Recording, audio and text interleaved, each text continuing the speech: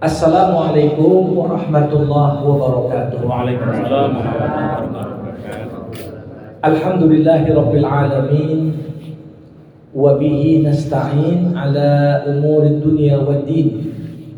Summa salatu wassalam ala khairi man ba'athahu Allah rahmatan lil alamin, sayyidil anbiya'i wal mursalin, Rasulillah Muhammad sallallahu alaihi wasallam wa ala alihi wa ashabihi ajma'in.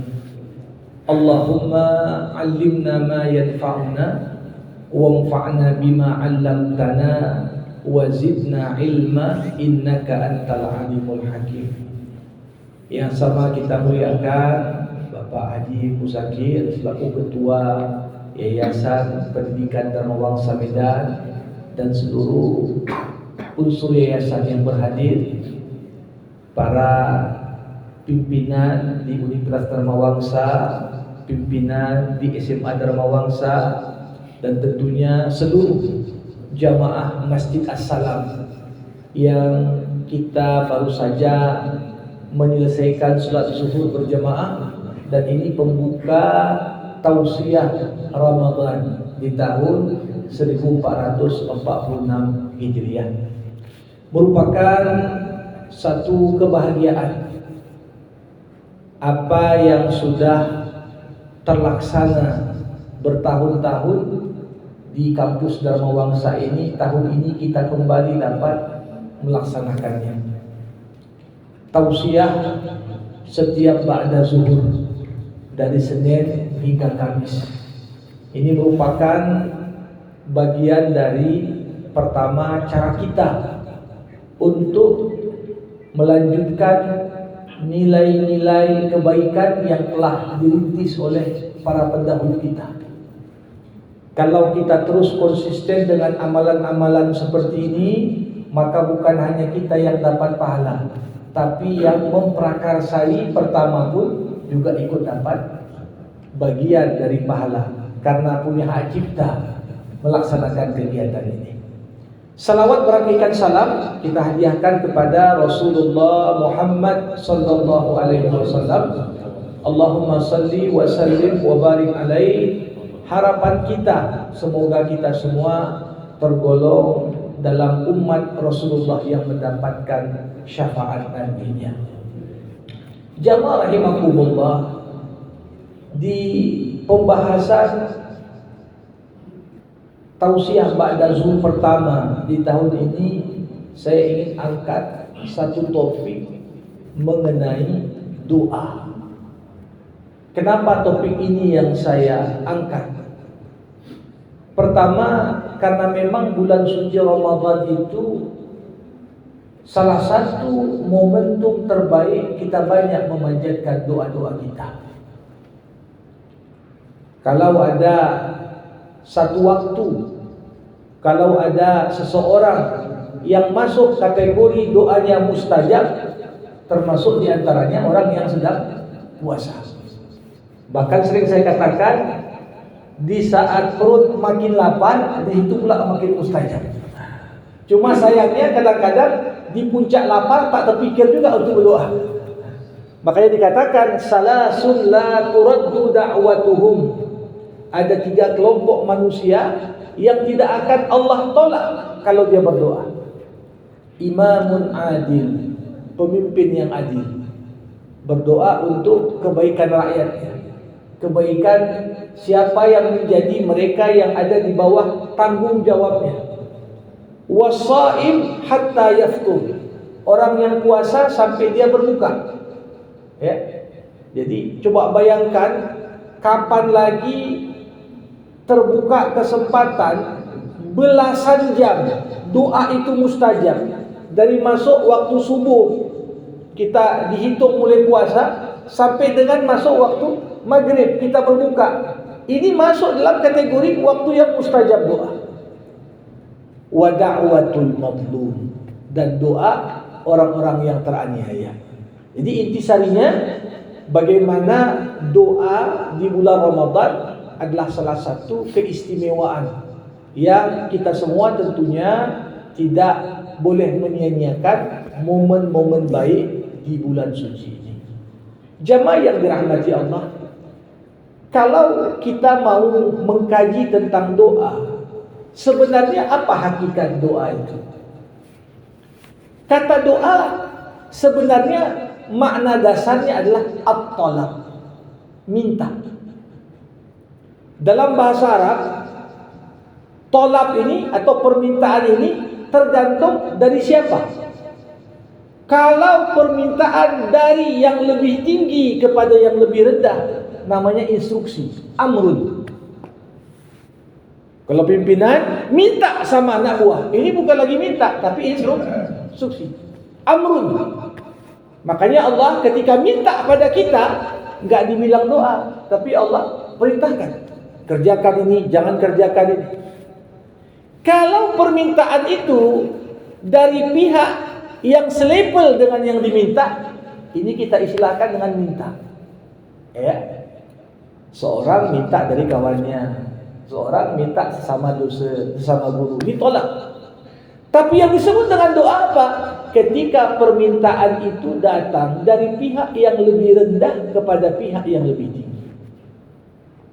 Maka disinilah kenapa kalau kita berbicara tentang doa, berarti kita membicarakan tentang hubungan yang paling khusus dan istimewa, menghubungkan antara hamba dengan Tuhannya. Karena posisi hamba di bawah. Ya ayyuhan nas, antumul fuqara'u ilallah, wallahu huwal ghaniyul hamid.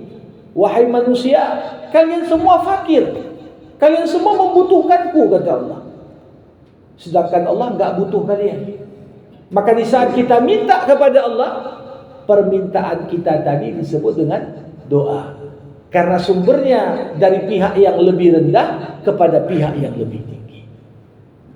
Para hadirin, doa ini punya kedudukan dan posisi yang sangat strategis dalam beragama.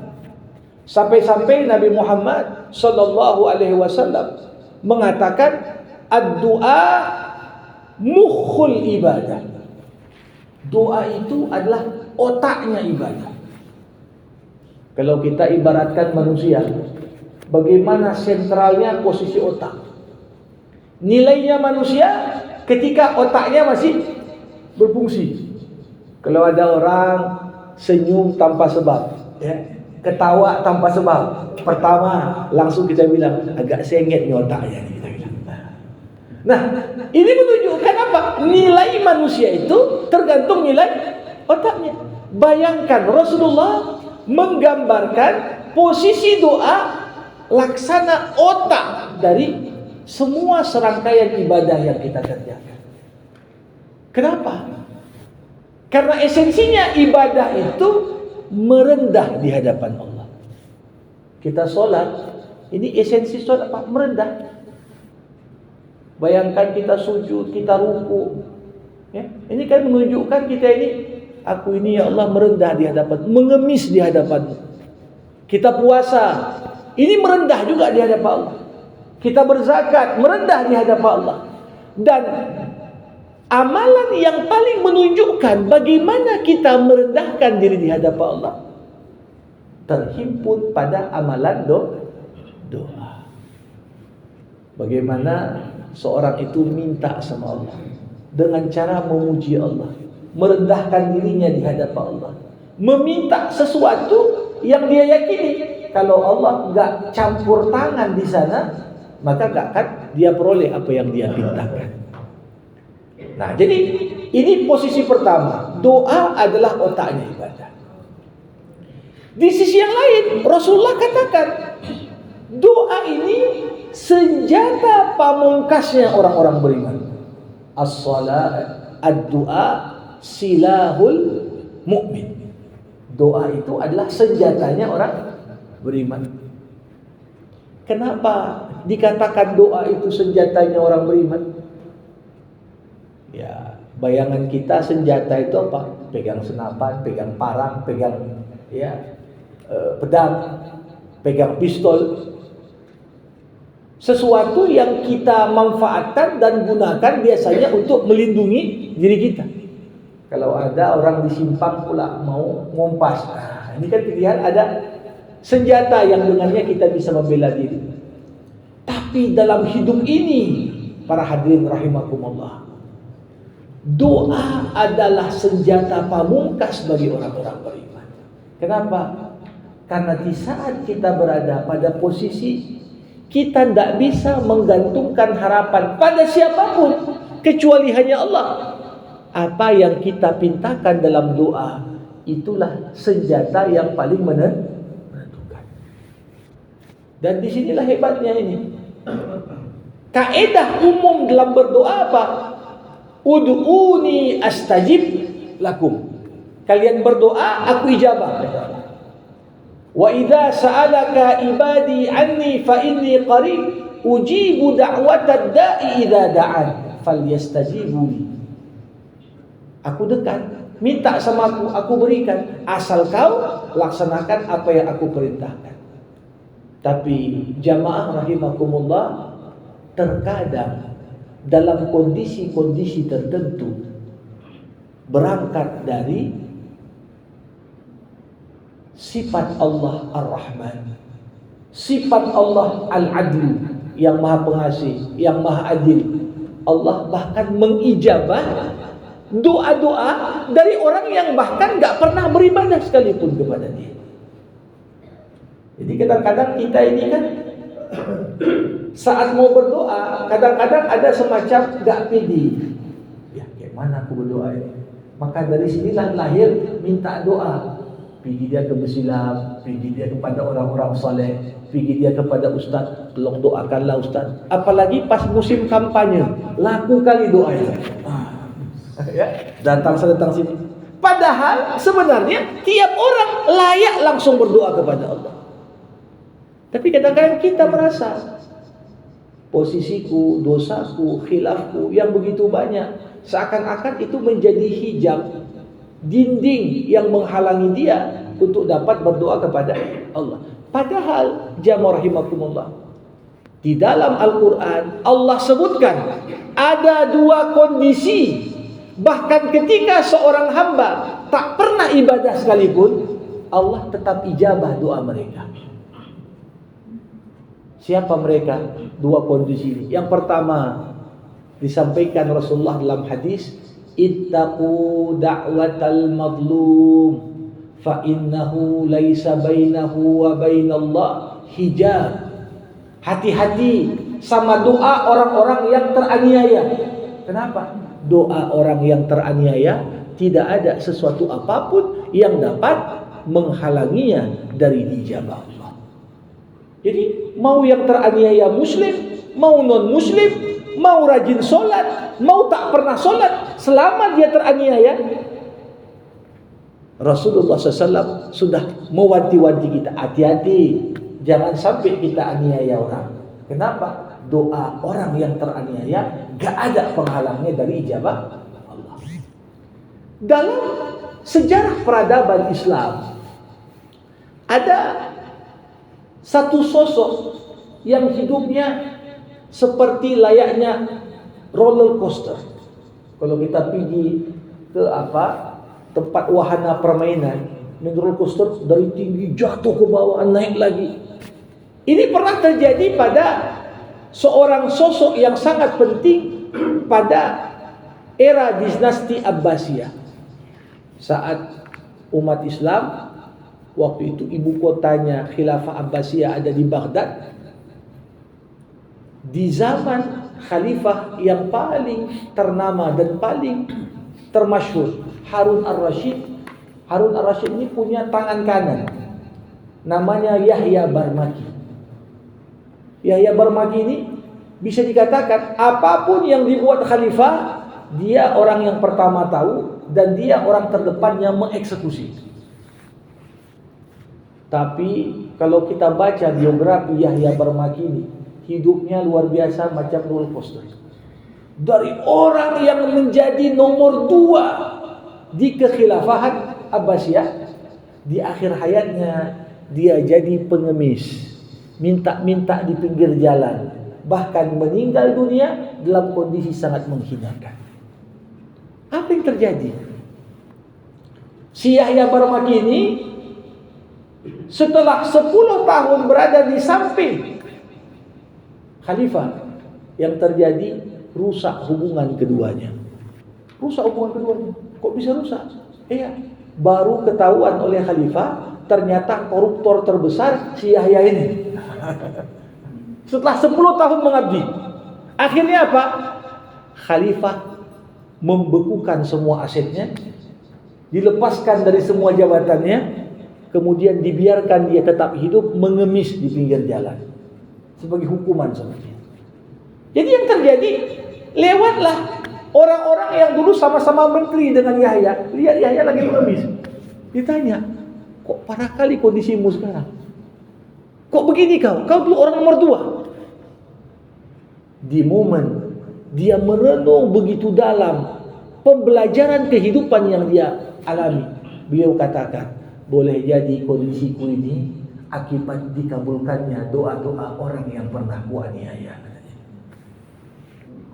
Jadi ini kalau kita lihat jamaah rahimakumullah, jadi bagaimanapun doa itu senjata, apalagi orang yang beriman. Tak beriman saja ketika teraniaya, doa itu bisa merubah jalan kehidupan, apalagi doanya orang-orang beriman.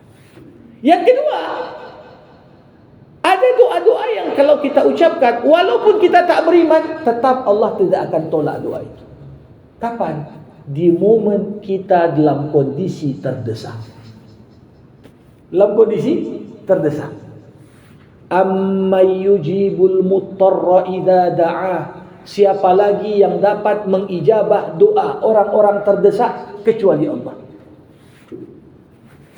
Ini sama seperti kalau kita lihat kadang-kadang pas ada orang naik pesawat, nampak orang tersebut, ya bahkan kalau ditanya tentang agama pun peduli tak peduli. Bahkan kalau ditanya apa agamamu, dia bilang saya agnostik. Tapi seketika pilot mengumumkan, Bapak Ibu harap dipasang tali pengaman karena kita akan mengalami turbulensi. Di saat pesawat sudah mulai goyang dan terguncang, kita lihat yang tak pernah sholat pun mulai qomat kamit.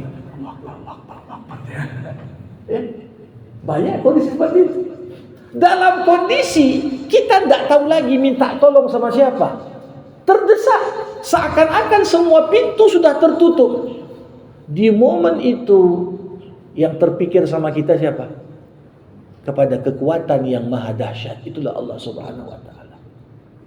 Ya kadang-kadang begitu juga manusia. Waktu masih kuat, pergi ke dokter sana, ke dokter sini, ke dokter sana. Gak cukup di Medan, pergi misalnya ke Singapura, pergi ke Amerika. Tapi sampai seseorang pada posisi ketika medis pun udah angkat tangan. Tak tahu kami ni Pak, apa yang terjadi? Di momen itu justru kita berdoa dengan seluruh kepasrahan, dan di momen itu pula lah baru Allah ijabah doa kita. Pertama udah berdoa kok, tapi kok gak dijabah? Karena boleh jadi saat berdoa masih ada ketergantungan yang lebih besar kepada selain Allah. Kita ngarap, aku sembuh karena dokter ini kok, aku sukses karena si fulan kok.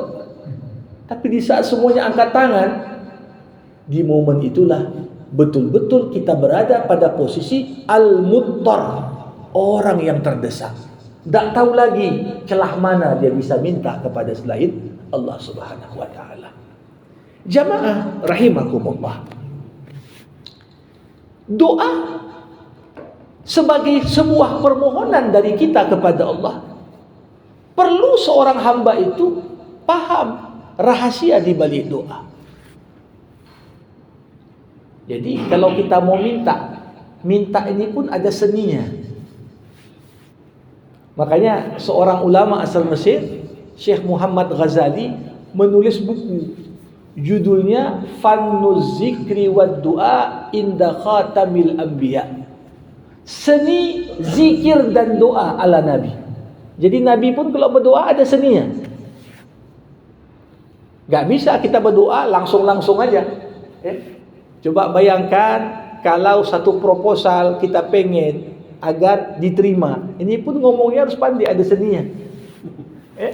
Kalau tak ada seninya, belum tentu. Bagus pun proposal, belum tentu akan di ACC. Jadi bagaimana cara kita melaksanakan doa dengan seni? Disinilah para ulama merumuskan doa yang baik harus terhimpun dari dua unsur. Ini seminimal-minimal. Doa yang baik harus ada dua unsur. Yang pertama apa? Ada namanya du'aul ibadah. Yang kedua namanya du'aul mas'alah. Du'aul ibadah ini apa? Berdoa, tapi inti dari apa yang kita doakan semuanya hanya puji-pujian sebagai wujud ibadah kita sama Allah. Kalau mau berdoa, ya puji Allah dulu. Allahumma inni la usni tha'an alaik illa kama asnaita ala nafsi. Ya Allah, aku enggak bisa menghitung pujian yang pantas untukmu kecuali pujian yang engkau puji untuk dirimu sendiri. Ini kan seni. Kita panggil ya Hanan, ya Mannan, ya Wahhab, ya Razak. Apapun yang ingin kita pintakan kepada Allah, jangan lupa untuk mendahulunya dengan puji-pujian hanya untuk Allah. Makanya kalau kita lihat bagaimana doa-doa yang disampaikan Rasulullah Muhammad SAW, semuanya tidak lepas dari unsur pertama dari doa, doa ibadah. Bukan intinya kita minta, tapi kita beribadah dengan menunjukkan apa?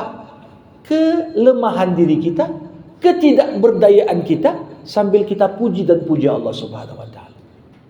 Setelah ada unsur pertama ini, barulah kita lengkapi dengan unsur yang kedua, du'aul mas'alah. Apa masalahmu? Apa yang mau kau minta? Sampaikan.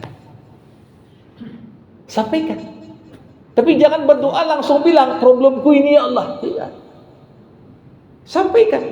Makanya salah satu doa yang diabadikan dalam Al-Quran yang menjadi tolok ukur bagaimana seharusnya kita berdoa, Rasulullah mengatakan, kalau kalian ingin berdoa dalam kondisi yang paling sulit, bacakanlah apa yang dibaca Zunnun Yunus alaihi salam. Apa doa Nabi Yunus ketika terperangkap dalam perut ikan paus? La ilaha illa anta subhanaka inni kuntu minadh dhalimin. 3 kata, 3 kalimat yang disampaikan, gak ada yang disebutkan di situ permintaannya, gak ada. Semuanya pujian dan pengakuan kepada Allah Subhanahu wa taala. La ilaha illa anta. Tidak ada Tuhan selain Engkau ya Allah. Dipuji Allah. Subhanaka, maha suci Engkau ya Allah dari segala kekurangan. Inni kuntu minadh dhalimin. Aku banyak kali menzalimi diriku sendiri. Enggak ada Yunus bilang, ya Allah keluarin dari perut ikan paus ya Allah. Enggak. Karena dia tahu dengan membuka doa dengan kata kunci du'aul ibadah, enggak perlu pun kita bilang apa yang kita minta. Allah tahu ya sebenarnya.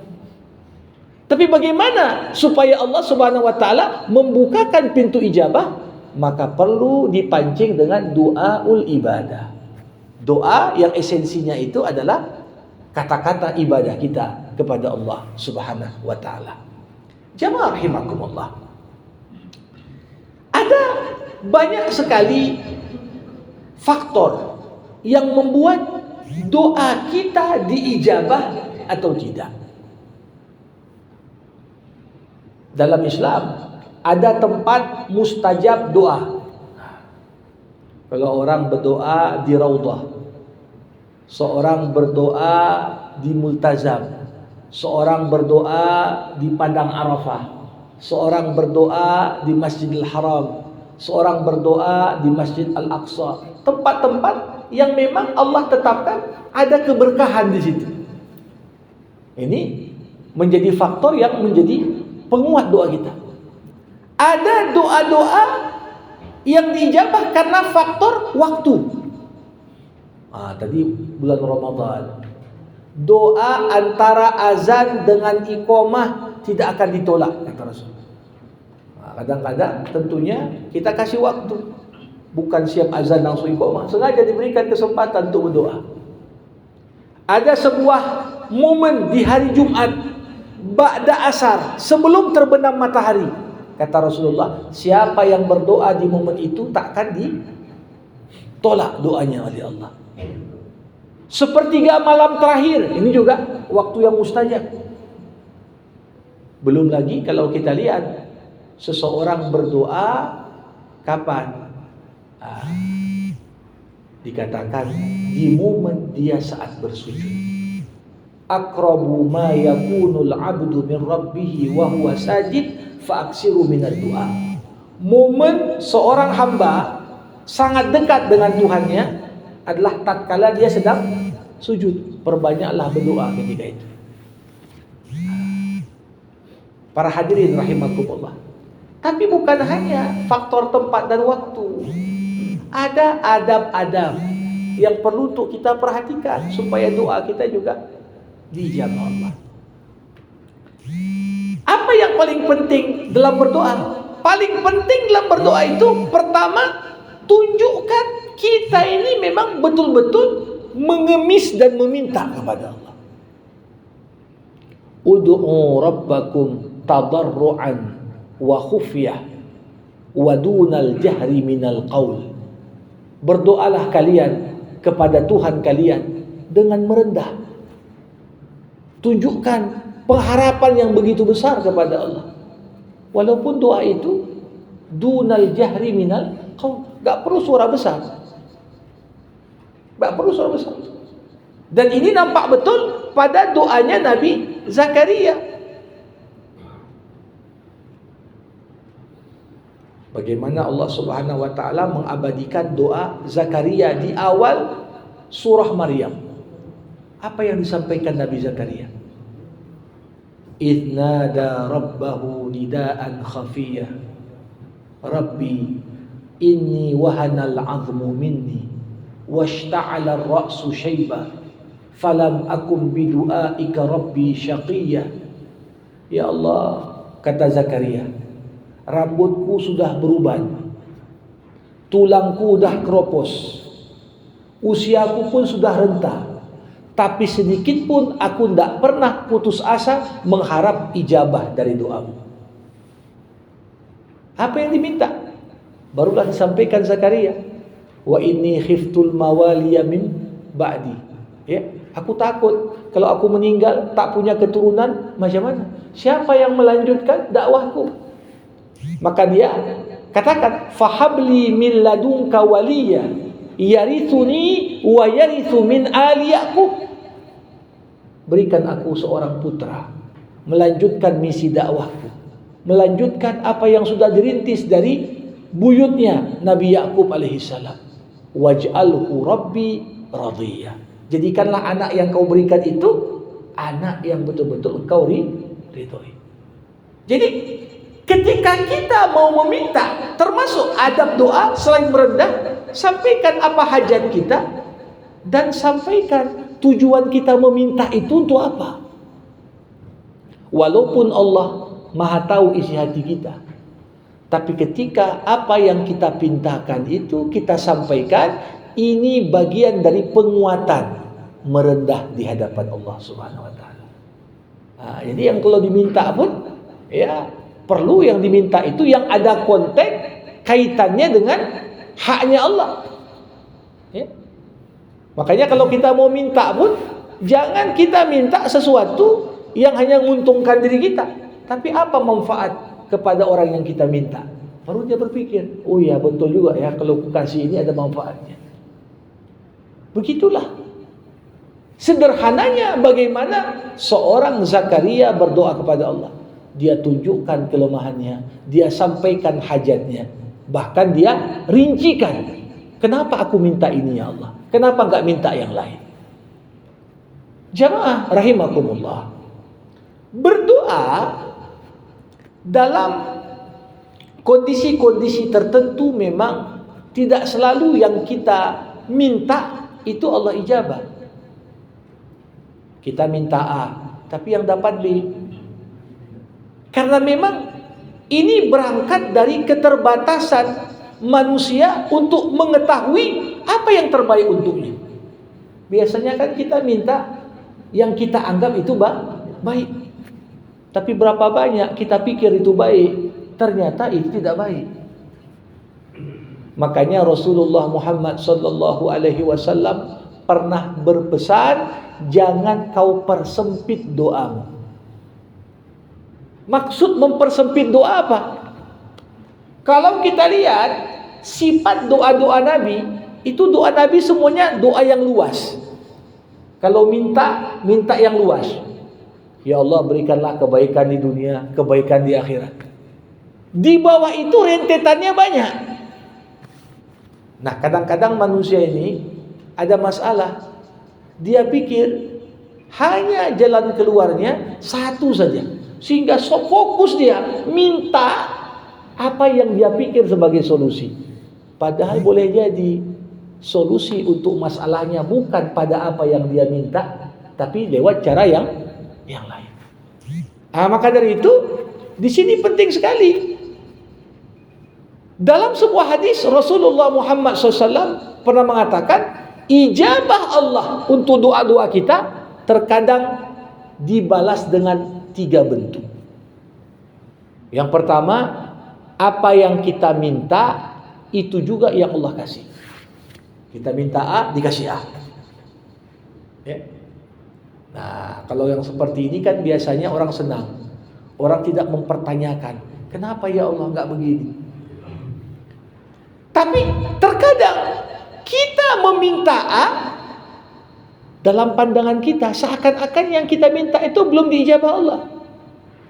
Tapi sebenarnya ijabah Allah untuk doa kita dengan menyingkirkan apa yang buruk yang seharusnya kita terima. Kadang-kadang kita minta sesuatu, ternyata Allah nggak kasih yang kita minta, tapi dikasih yang lain. Ini sama seperti misalnya seorang pegawai buat surat permohonan mau naik gaji. Ternyata pimpinan sedang rapat, perlu efisiensi sesuai dengan kebijakan Pak Prabowo. Mau dirumuskan, mau diturunkan gaji. Apa yang terjadi? Begitu surat diantarkan pada pimpinan, pimpinan baca, ya baru kita mau rapat mau turun gaji ini. Nah, ini malah minta naik gaji. Apa yang terjadi? Boleh jadi gaji nggak dinaikkan, tapi minimal tak diturunkan. Begitulah kadang-kadang kita minta sama Allah. Ya Allah kasih aku A, ya Allah kasih aku B. Ternyata doa kita meminta sesuatu, Allah ijabah dengan apa? Dihilangkan yang membahayakan kita lewat cara yang nggak pernah kita bayangkan. Bahkan dikatakan seminimal-minimalnya balasan doa yang Allah berikan pada kita ketika doa-doa itu dijadikan tabungan untuk memperberat timbangan amal kita nanti di akhirat. Jadi nggak ada ruginya berdoa.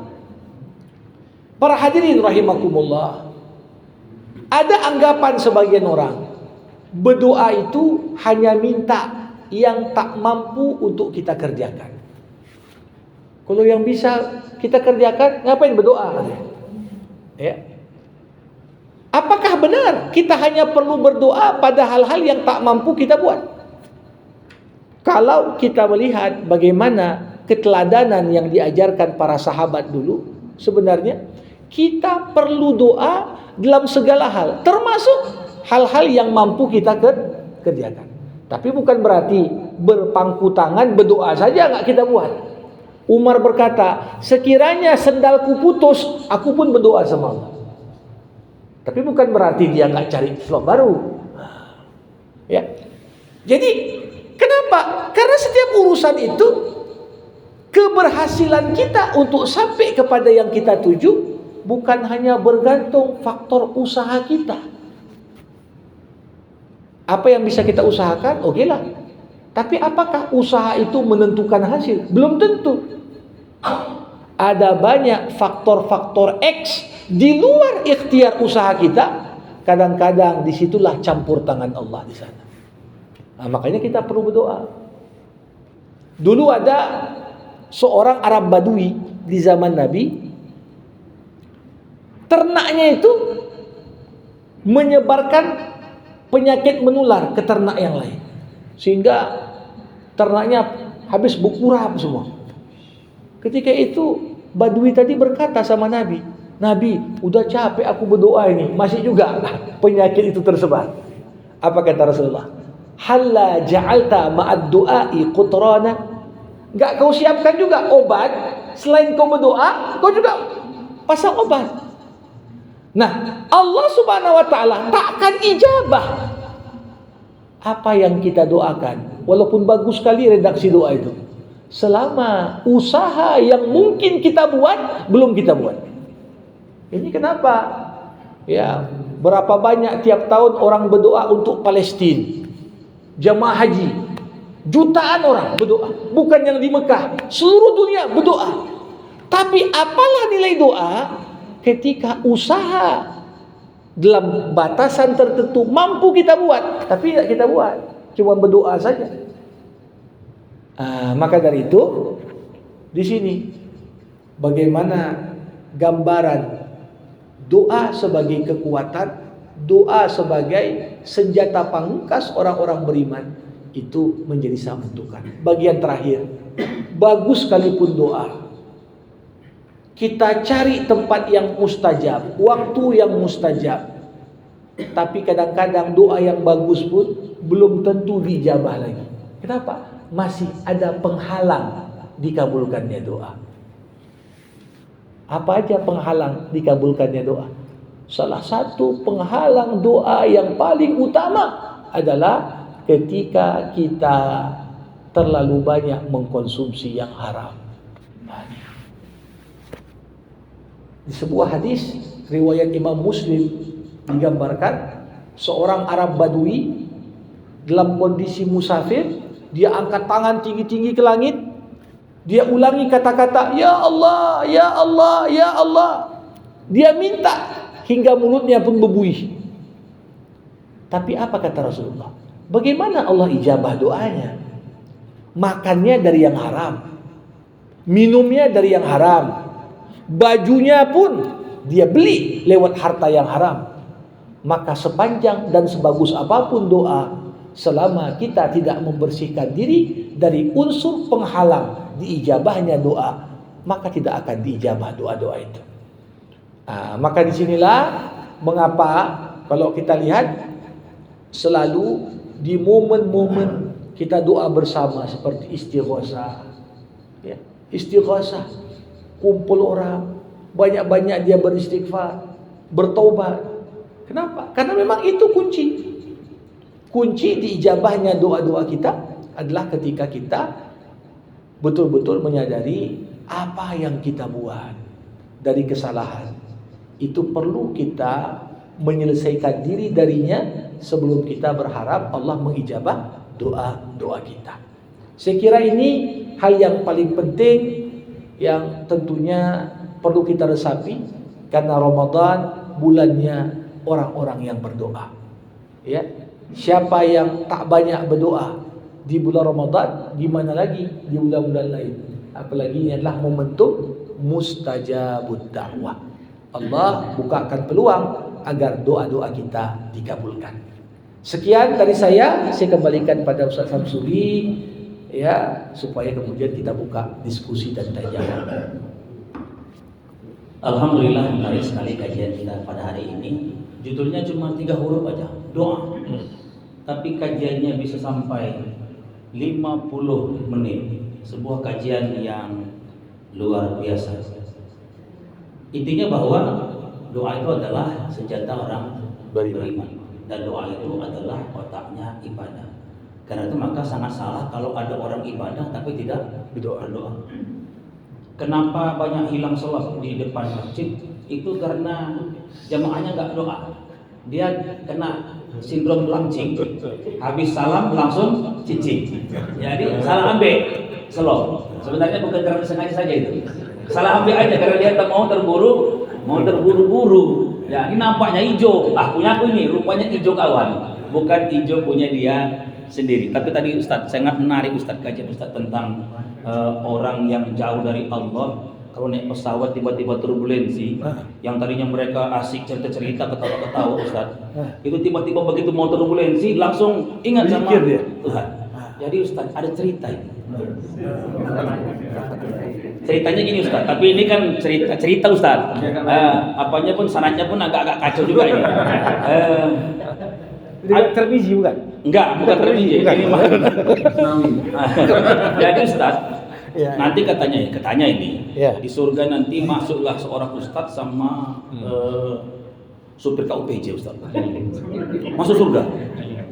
Lalu pas pembagian villa, ustadznya dapat villa yang kelas ekonomi. Supir KUPJ-nya dapat yang VIP. Luar biasa.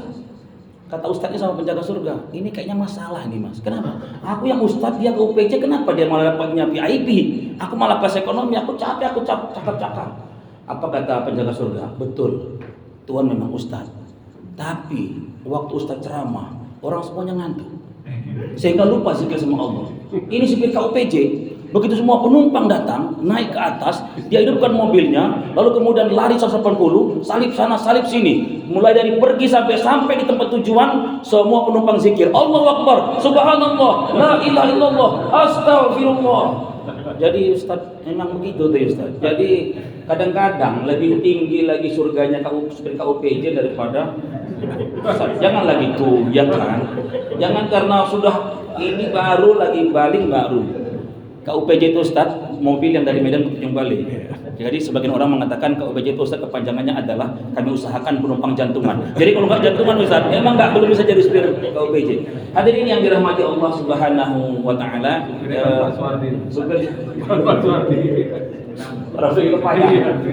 Hadirin yang dirahmati Allah, ini ada pertanyaan Ustaz. Maaf ini belum kita layani dulu pertanyaan dari langsung. Ada pertanyaan dari WA Ustaz. Assalamualaikum Ustaz. Terkait tentang doa orang yang teraniaya, bolehkah kita mendoakan keburukan orang yang menganiaya? Dan kalau mendoakan orang yang telah menganiaya supaya diberikan hidayah, bagaimana yang seharusnya terbaik Ustaz? Jadi pilihannya dua dikatanya Ustaz. Apakah mendoakannya agar dapat keburukan atau memilih mendoakannya supaya dapat hidayah? Itu yang pertama Ustaz. Yang kedua atau langsung aja Ustaz? Langsung aja. Kita bacakan semua.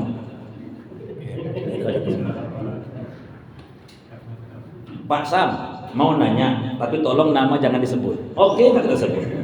Untuk menjaga ini. Ya.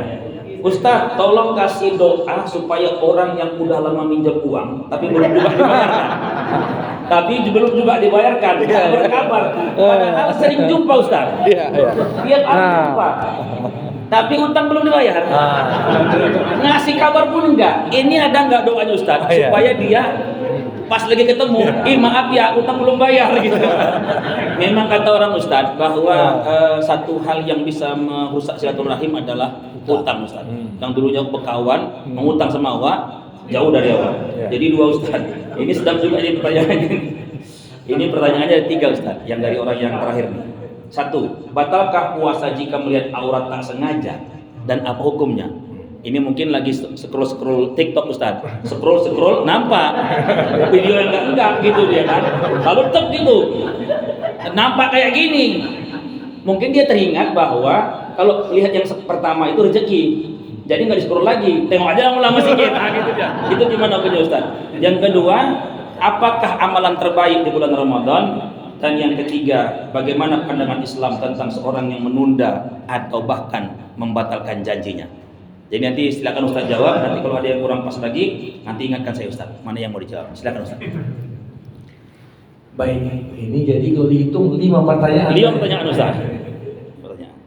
Yang pertama tadi adalah pilihannya mana Ustaz? Mendoakan keburukan atau memberikan hidayah kepada orang yang menganiaya? Baik. Para hadirin, jadi tentunya respon seseorang terhadap apa yang menimpanya itu bisa mengukur kualitasnya. Kualitas diri seseorang tergantung bagaimana responnya ketika menghadapi satu ujian. Kalau kita katakan, boleh nggak mendoakan yang buruk untuk orang yang menganiaya kita? Dasarnya, ya boleh saja. Kalau tidak, nggak akan lahir dari hadis Nabi. Hati-hati dengan doa orang yang teraniaya. Berarti secara psikologis, ya, yang namanya orang teraniaya, ya pasti dia doanya nggak bagus kepada yang menganiaya. Tetapi kalau ditanya mana yang lebih utama, tentunya mendoakan hidayah dan dapat petunjuk untuk orang yang menganiaya kita itu lebih baik. Ini sesuai dengan apa yang dikatakan dalam Al-Quran. Apa itu? Ya, ketika Allah Subhanahu wa taala mengatakan idfa' billati hiya ahsan. Tolaklah keburukan orang dengan yang lebih baik. Ya. Nah, jadi sebenarnya kita doakan pun kebaikan untuk yang bersangkutan, timbangan keadilan Allah tetap berlaku sama dia. Artinya apa? Kalau dia tidak berhenti dari berbuat kezaliman, tetap akan man zalama zulima, kata Rasul. Siapa yang suka menganiaya akan dianiaya. Jadi kita nggak katakan dalam Islam itu sebagai ya namanya apa? Ya, hukum karma, tidak.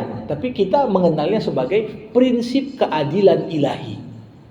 Orang menganiaya orang lain, kalau dia nggak cepat-cepat minta maaf, nggak didoakan pun pasti akan menimpa untuknya kezaliman dari pihak yang lain. Nah, itu yang pertama. Yang kedua masalah hutang, Ustaz. Ya. Jumpa-jumpa tapi nggak dibayar. Jadi kalau masalah hutang ini, cara terbaik, doa yang paling makbul itu sebenarnya Allahumma paksa, itu dia. Jadi paksa dia untuk ya bayar. Apalagi kalau kita lihat dia berutang, tapi postingan kasih jalan-jalan aja.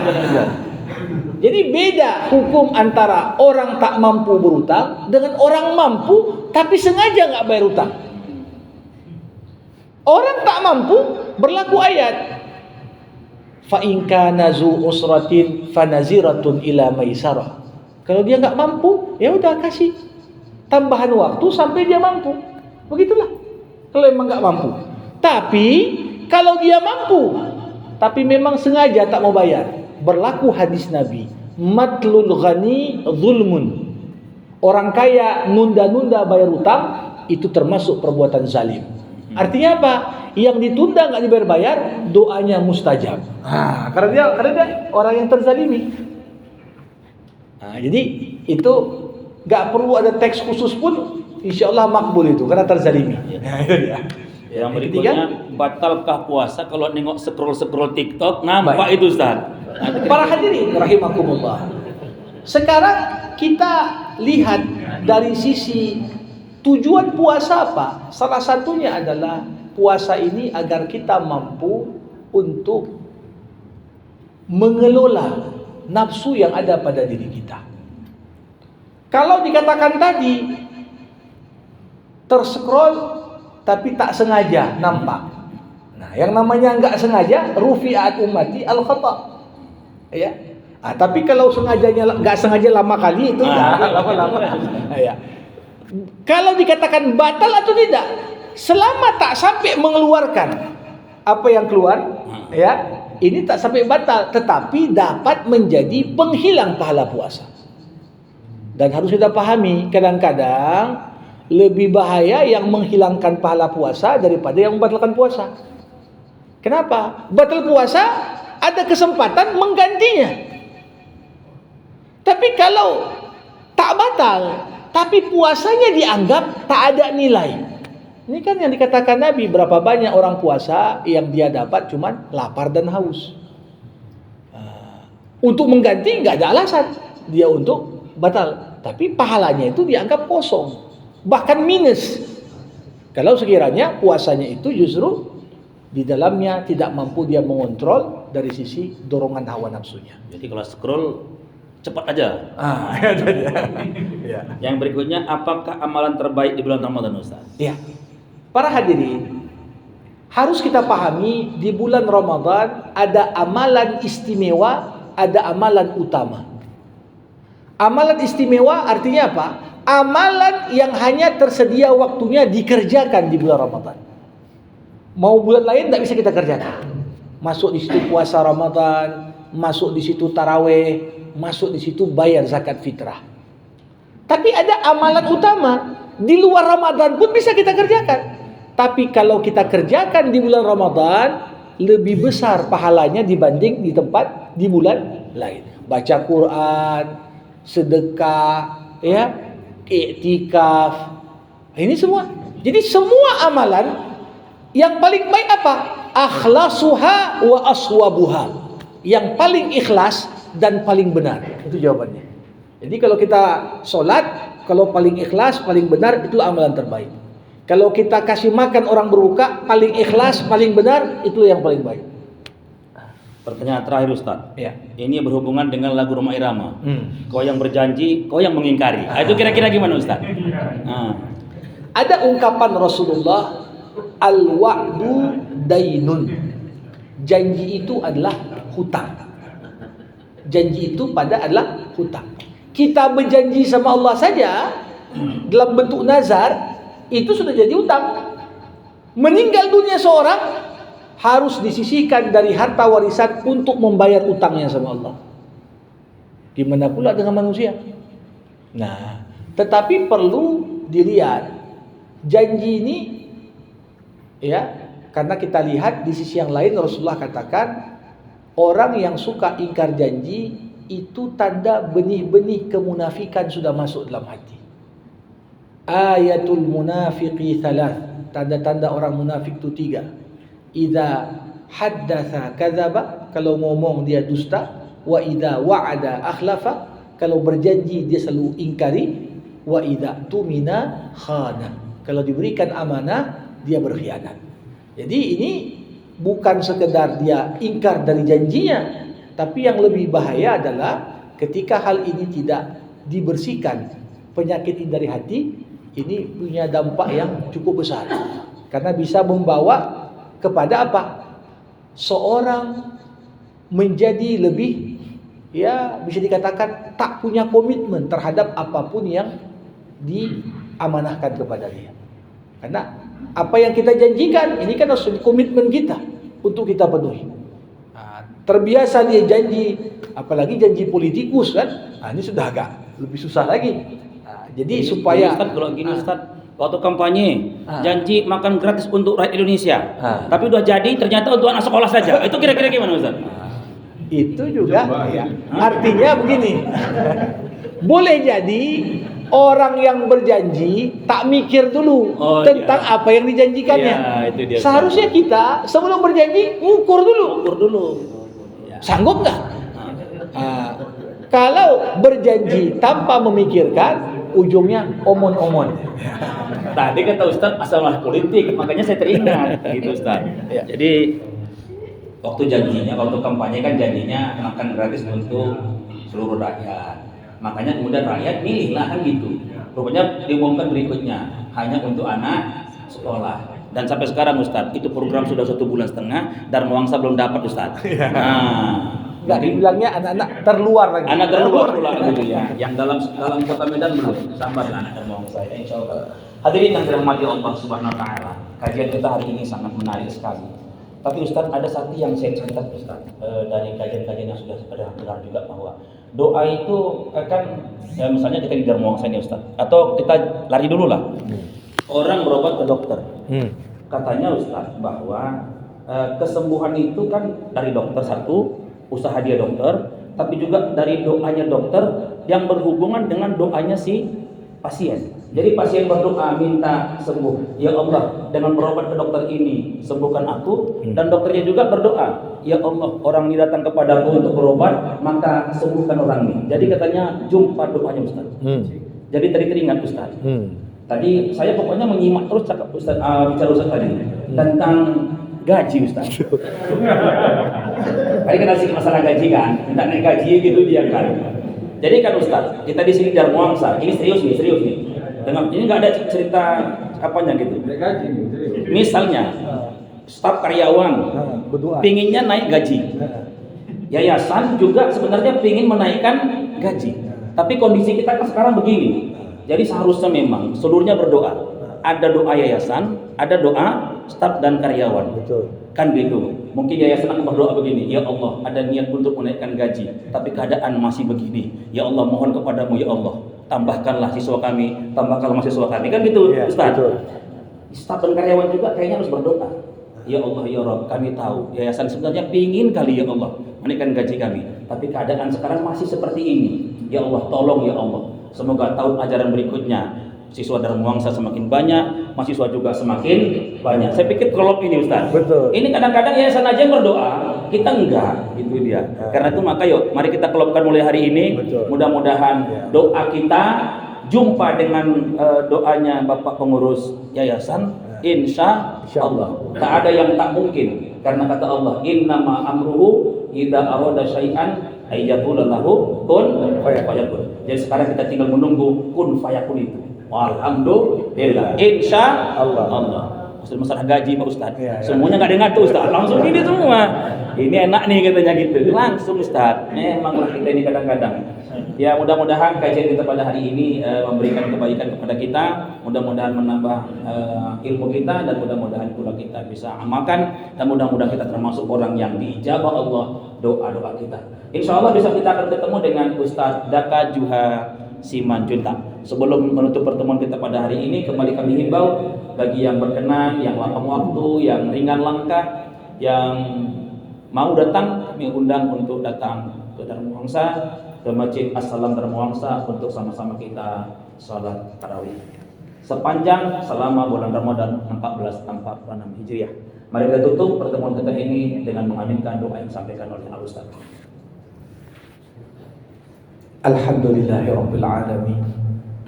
Hamdan syakirin, hamdan na'imin, hamdan mustaghfirin, hamdan yuwafi ni'amah wa yukafi'u mazidah. Ya Rabbana lakal hamdu kama yanbaghi li jalali wajhikal karim wa li 'azimi sultanik. Allahumma salli ala Sayyidina Muhammad wa ashghilil zalimin bil zalimin wa akhrijna min bainihim salimin. Allahumma aslih lana dinana alladhi huwa ismatu amrina wa aslih lana dunyana allati fiha ma'ashuna wa aslih lana akhiratana allati ilayha ma'aduna waj'alil hayata ziyadatan lana fi kulli khair waj'alil mauta rahatan lana min kulli syarr. Allahumma a'inna ala dzikrik wa syukrik wa husni ibadatik. Allahumma ighfir lana dhunubana ولوالدينا وارحمهما كما ربيانا صغيرا ولجميع إخواننا الذين سبقونا بالإيمان ولا تجعل في قلوبنا غلا للذين آمنوا ربنا إنك رؤوف رحيم. اللهم ربنا أوزئنا أن نشكر نعمتك التي أنعمت علينا وعلى والدينا وأن نعمل صالحا ترضاه وأدخلنا برحمتك في عبادك الصالحين. اللهم افتح لنا أبواب الخير وأبواب البركة وأبواب الصحة وأبواب السلامة والفوز بالجنة والنجاة من النار. اللهم علمنا ما ينفعنا وانفعنا بما علمتنا وزدنا علما إنك أنت العليم الحكيم. اللهم أخرجنا من ظلمات الجهل والوهم إلى أنوار المعرفة والعلم ومن وهول الشهوات إلى جنات القربات. اللهم آت نفوسنا تقواها وزكها أنت خير من زكاها أنت وليها ومولاها. ربنا آتنا في الدنيا حسنة وفي الآخرة حسنة وقنا عذاب النار. وصلى الله على سيدنا محمد وعلى آله وصحبه أجمعين والحمد لله رب العالمين. Assalamualaikum warahmatullahi wabarakatuh.